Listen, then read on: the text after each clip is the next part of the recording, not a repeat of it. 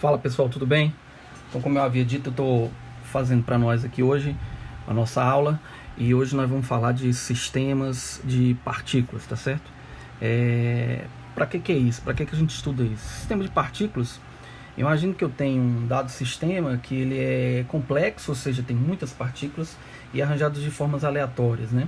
Então, imagine você que eu tenho aí vários objetos ligados por molas de constante elástica K, M, M1 e M2, e esses corpos desenvolvem um certo movimento. Obviamente eu não sei como é que se trata esse movimento. Então, qual a informação que a gente pode tirar desse tipo de sistema, né? Ou seja, eu quero tirar a velocidade, eu quero tirar a aceleração. É quase impossível fazer isso, né? Então, o que a gente deve fazer é simplificar de forma mais fácil e encontrar o centro de massa, né? Que nós vamos representar por Cm. Que a definição do centro de massa é um ponto no espaço, né, que se localiza em função das massas, ou melhor, das posições e das massas de cada um dos componentes do sistema de partícula, né? Então, é o exemplo mais simples possível. Eu tenho um eixo X e tenho uma massa M1 e uma massa M2 numa posição X1 e X2. Então, obviamente, nós já sabemos intuitivamente que o centro de massa ele provavelmente está mais próximo de X2. Isso não é mérito, demérito para todo mundo. Então essa posição X do centro de massa ela é dada por uma fórmula simples.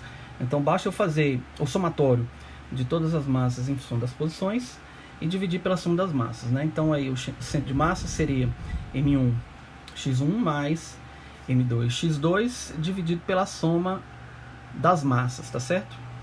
E é a média das somas das posições, né, dos produtos das posições de cada, ou melhor, é a média ponderada, desculpa, eu vou colocar aqui o nome ponderada, das somas das massas e da posição de cada grupo, tá certo? Então veja só, considerando que nós temos, por exemplo, 3 posições. Então, a gente deve usar um sistema de eixo cartesiano para facilitar nossos cálculos, né? Então, eu vou fazer um eixo aqui, um eixo X e um eixo Y, vocês estão vendo, né? Eu fiz aí, desculpa, até ficou meio vazio. E aí eu tenho um sistema composto inicialmente, de uma massa M1 vermelha, que está numa posição R1.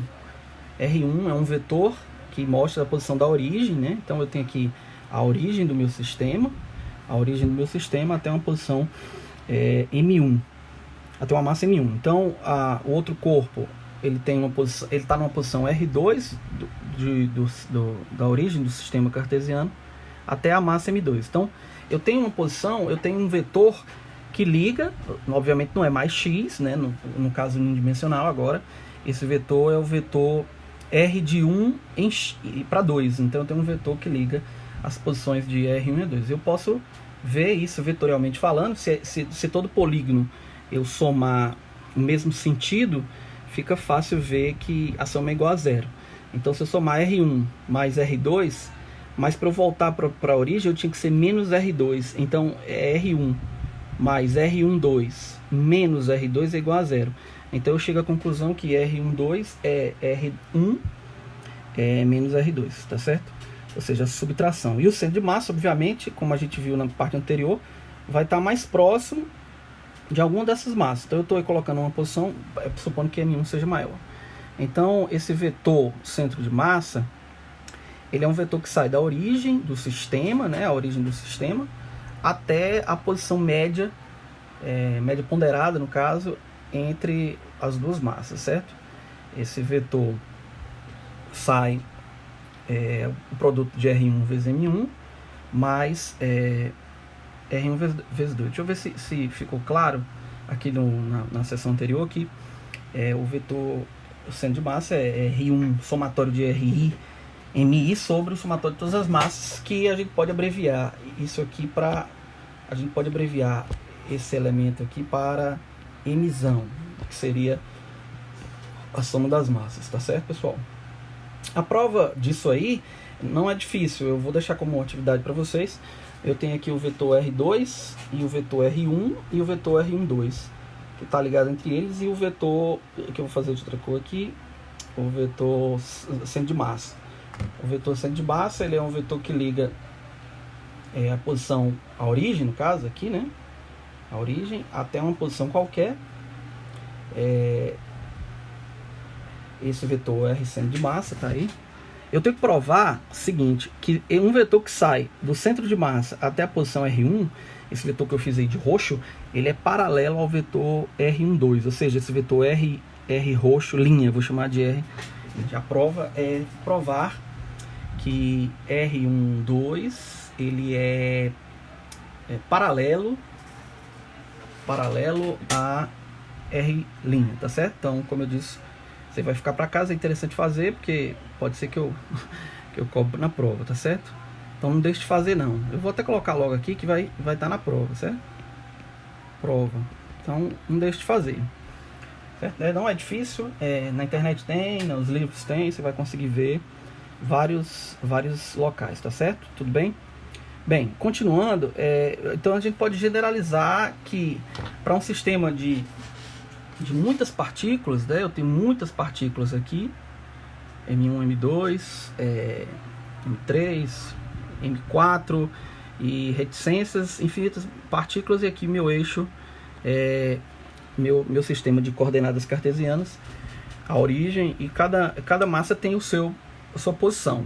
Então eu posso generalizar que o vetor centro de massa, como eu disse, é o somatório de MI e RI sobre o somatório das massas, que eu falei que é a soma das massas. Então lembre-se que o vetor R centro de massa é um vetor, então eu estou fazendo um produto escalar, não um produto interno. Eu estou fazendo um produto de uma constante, tá aqui, ó, uma constante por um vetor, tá certo? Então esse produto, deixa eu voltar aqui, vou voltar. Então esse produto é um produto escalar. Então, como consequência dessas ligações, nós vamos vamos derivar três igualdades das posições. Aqui são igualdades escalares. Então x do centro de massa é 1 sobre m, m xi. O y do centro de massa é 1 sobre mzão, que é a soma das massas, mi, y. E o z do centro de massa é 1 sobre m, mi sobre zi. Tá certo? E então vimos que para o centro de massa é um número discreto, né? Então você vê que, se eu voltar aqui o exemplo anterior, eu tenho aqui 1, 2, 3, 4 N massas que estão espalhadas num sistema de partícula comum. Mas e quando eu tenho um corpo maciço? Essa é que é a parte interessante do negócio, né? Então quando eu tenho um corpo maciço, um corpo completamente contínuo, né? Onde as massas são contínuas.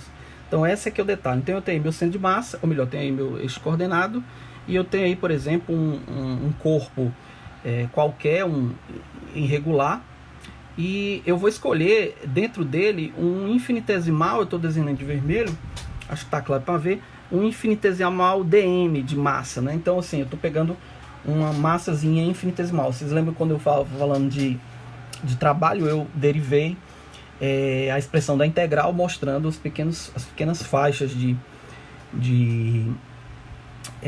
área dx. Então aqui é a mesma coisa, só que agora eu estou pegando todas as derivadas de massa. Então eu devo ter o meu vetor centro de massa, que liga da origem do eixo coordenado até uma determinada posição. Ora, se a gente viu que esse vetor centro de massa ele é 1 sobre m, né? Ele é 1 sobre m, desculpa, estou fazendo devagar, mas é mi RI. O que vai acontecer? O meu sistema agora não é mais discreto, então as massas não são mais, não tem uma formação, não tem uma ligação entre elas, mas agora o meu sistema passa a ser contínuo. Então isso torna o quê? Que esse somatório ele agora vai virar uma integral de RI dm, ou seja,